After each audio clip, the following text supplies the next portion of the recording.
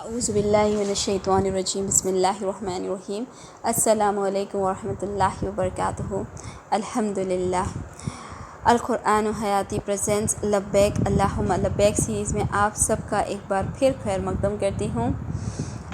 حج کی مزید تیاری دیکھتے ہیں، کیونکہ جب ہم نے نیت کر لی کہ حج کرنا ہے تو اللہ سبحانہ تعالیٰ اس کے ذریعے ہمارے لیے آسان بنائے انشاءاللہ۔ نیت کرنے سے کیا ہوتا ہے؟ اجر ملنے لگتا ہے۔ سب میں بڑی بات یہ ہے نا اسلام کی خصوصیت، جب ہم نیت کر لیتے ہیں دل میں تو جب سے ہی اجر ملنا شروع ہو جاتا ہے۔ تو نیت کریں سب، اللہ سبحانہ تعالیٰ راستے بھی آسان کریں گے انشاءاللہ، اور اس کا اجر و ثواب بھی ضرور ملے گا۔ تو ایک سفر پہ جا رہے ہیں آپ، وہ تو پتہ ہے، ایک مقدس سفر ہے وہ بھی پتہ ہے، بہت اسپریچول جرنی ہے پتہ ہے، once in a lifetime فرض ہے وہ بھی پتہ ہے، اس کے بعد میں جو بھی کریں گے آپ وہ نفل ہوں گے، تو یہ بھی پتہ ہے، ذی الحجہ کے مہینے میں کرنا ہے وہ بھی پتہ ہے،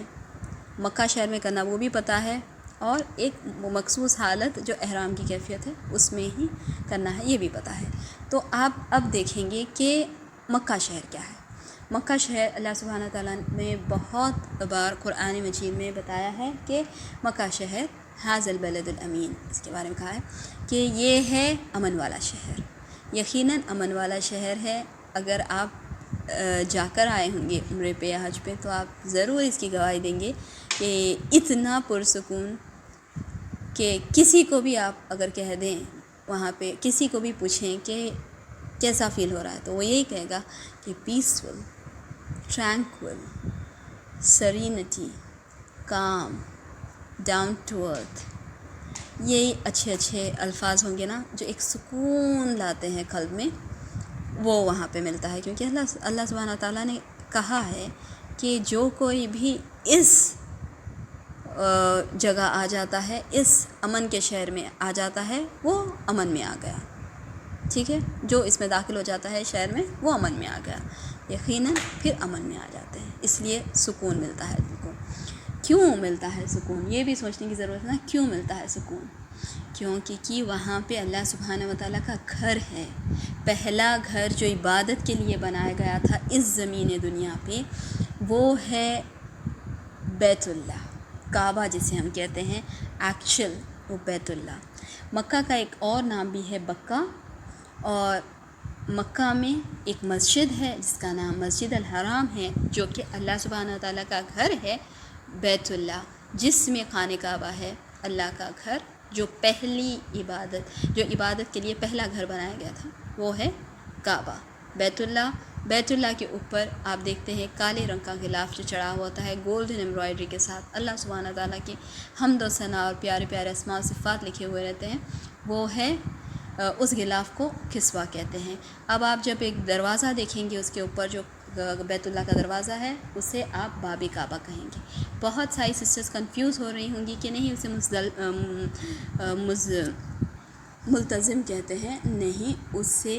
ملتزم نہیں کہتے ہیں، ملتزم وہ جگہ ہے جو باب کعبہ اور حجر اسود کے بیچ کا جو حصہ ہے اسے ملتزم کہتے ہیں۔ ملتزم کے پاس ٹھہر کے دعا کرنے سے دعائیں قبول ہوتی ہیں۔ اور جو میں نے ابھی آپ کو کہا حجر اسود ایک سلور کلر کا فریم آپ دیکھیں گے، جیسے آپ داخل ہوں گے صحن میں، کعبہ آپ کو جیسے دکھے گا، آپ دیکھیں کہ بہت سارا ازدحام ہوتا ہے وہاں پہ، تو ایک سلور کلر کے فریم کے اندر ایک کالا پتھر ہے جو جنت سے آیا ہوا ہے۔ سب میں خصوصی بات اس کی یہ ہے کہ یہ پتھر جنت سے آیا ہوا ہے، اور یہ دودھ سے بھی زیادہ سفید تھا، کیونکہ لوگ اس کو چھیتے ہیں، ان لوگوں کے گناہ یہ لے لیتا ہے تو یہ کالا ہو گیا، یہ سیاہ ہو گیا ہے۔ تو حجر اسود کو بوسہ لینے سے، اس کو چومنے سے آپ کے سارے گناہ معاف ہو جاتے ہیں۔ اس کے سامنے اگر آپ دیکھیں تو آپ کو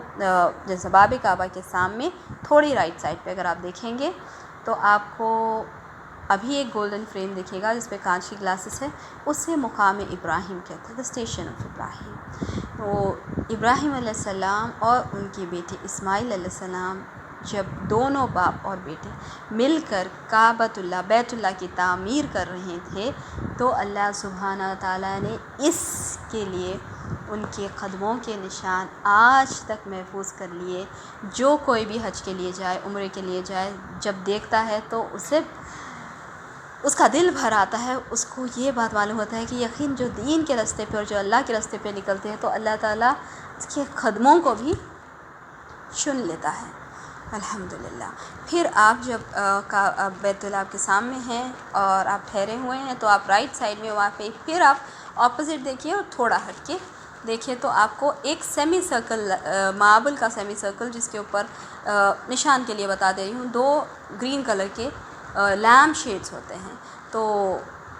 2 یا 3 ہوتے ہیں عموماً۔ تو وہ جو سیمی سرکل کا پلیس ہے جو کھلی ہے، جہاں پہ لوگ آپ کو نماز پڑھتے ہوئے دکھیں گے، وہ حتیم ہے۔ تو حتیم میں نماز پڑھنا گویا کہ آپ نے بیت اللہ میں نماز پڑھا اتنا ثواب ہے، کیونکہ جب اس دور پہ جب تعمیر ہو رہی تھی خانہ کعبہ کی، بیت اللہ کی، تو اتنے سفیشینٹ فنڈز نہیں تھے حلال کے، تو اس لیے اتنی جگہ چھوڑ دی، کیونکہ یہ اللہ کا گھر ہے، یہاں پہ ایک پیسہ بھی حرام کا نہیں لگتا ہے۔ اللہ تعالیٰ پاک ہے اور پاک چیزوں کو پسند کرتا ہے، اس لیے اس میں کوئی پیسہ باہر کا جس میں شبہ بھی ہے وہ نہیں لیا گیا ہے۔ اس لیے وہ پلیس ہم جب دیکھیں گے تو وہ کھلی ہے کہ وہاں پہ بھی بیت اللہ بننا تھا مگر نہیں بنا، کیونکہ انسفیشینٹ فنڈز تھے، اس لیے اتنی جگہ کو مارک کر کے کھلا چھوڑ دیا۔ جو بھی وہاں پہ نماز پڑھے گویا کہ بیت اللہ میں نماز پڑھے اتنا ثواب ہے، ٹھیک ہے۔ تو اگر ہو سکے تو ہم پڑھ لیں، مگر لوگوں کو دھکا دے کے، لوگوں کے ساتھ ظلم زیادتی کر کے نہیں۔ پھر اگر آپ دیکھیں تو یہ یہاں سے آپ تھوڑا چلتے ہوئے آگے جائیں گے، مسجد الحرام میں ہی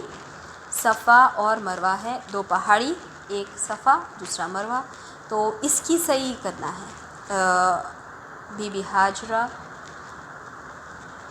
اپنے بیٹے اسماعیل علیہ السلام کے ساتھ اس صحرا میں جب آ گئے تھے، جب ابراہیم علیہ السلام چھوڑ کے چلے گئے تھے ادھر اللہ کے حکم سے، تو اسماعیل علیہ السلام بہت چھوٹے تھے اور ان کو پیاس کی شدت تھی، پیر مار رہے تھے، تو یہاں پہ کیا ہوا، زمزم کا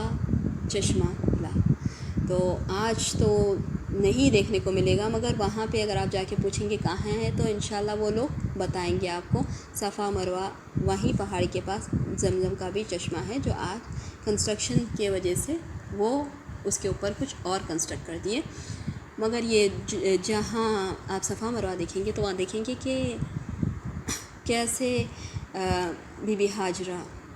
علیہ السلام ادھر سے ادھر، ادھر سے ادھر، صفا سے مروہ، مروہ سے صفا، صفا سے مروہ، مروہ سے صفا، کیسے بھاگے، کیسی شدت ہوئی ہوں گی، کیسی پیاس لگی تھی ہوں گی، کیسے صحرا میں کتنی گرمی تھی ہوں گی، اور کیسے